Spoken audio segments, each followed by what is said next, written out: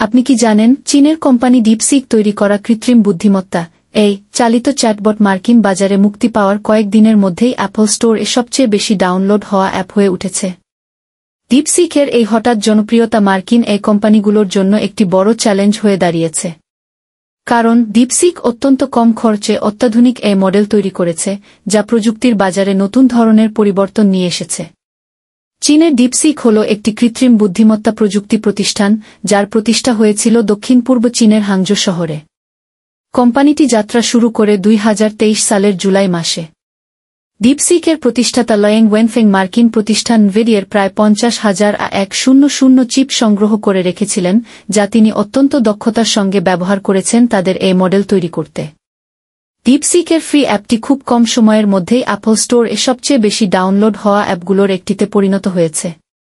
যদিও কিছু ব্যবহারকারী জানিয়েছেন অতিরিক্ত চাপে সার্ভারে বিভ্রাট দেখা দিয়েছে।